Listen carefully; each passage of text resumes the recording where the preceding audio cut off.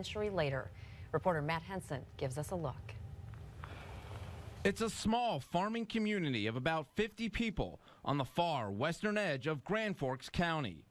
But a nightmare is part of this sleepy town's history. If somebody says Niagara, they say, oh, you mean where that guy buried all those dead people? Eugene Butler didn't just bury seeds on his farm, but also bodies. It's kind of a little piece of our history. History describes Butler as a loner and paranoid. He was eventually committed to an insane asylum in 1906 and died several years later. A few years after his passing, while tearing down a house where this workshop stands today, a secret was unlocked. A secret Butler took to the grave. The fact that there was that many bodies out at that scene. 6 nude bodies buried in a crawl space several feet underneath the house that could only be accessed through a hidden trap door in the floorboards. Some reports say it was a family of 5 plus one more victim. Others suggest all the bodies were males between the ages of 15 and 18.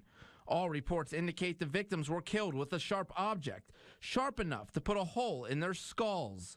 Legs were broken on some of the victims so they would fit in the shallow graves. I'm assuming it was a rather limited force with the sheriff and possibly a few deputies. The sheriff at the time believed the serial killings took place over a period of several years. Since Butler was already dead, the motive remains a mystery. As the story was passed down over the years, many theories have been mentioned. The victims may have been housekeepers who were costing too much, farmhands plotting to rob Butler, or possibly a homosexual relationship that ended violently. The case file is nowhere to be found today. If they existed, they would have been in the courthouse somewhere in the basement area.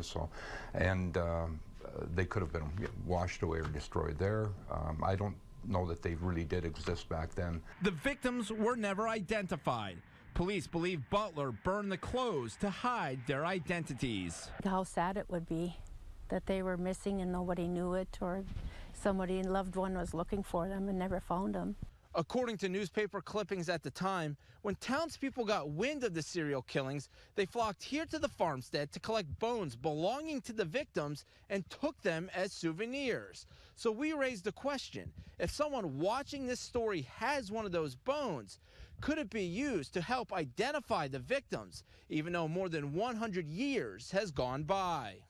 The probability is high that we'd be able to extract sufficient DNA because the techniques are dramatically improved now. Notice how Dr. Phoebe Stubblefield is an anthropology professor at the University of North Dakota.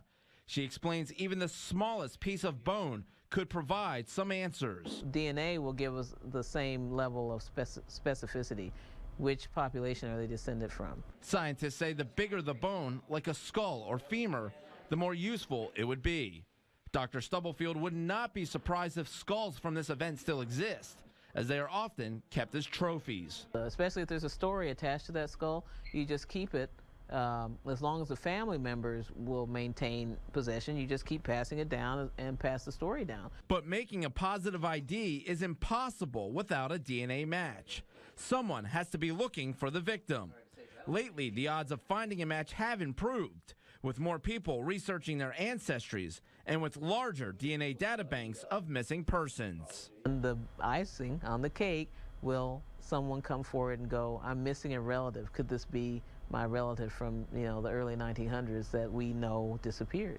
A community hoping advances in science could unbury the identities of the 6 murder victims. Another piece of history to talk about, yeah. It would be a different a closure, definitely. And solve this century-old murder mystery. Reporting in Niagara, Matt Henson, WDAY 6 News.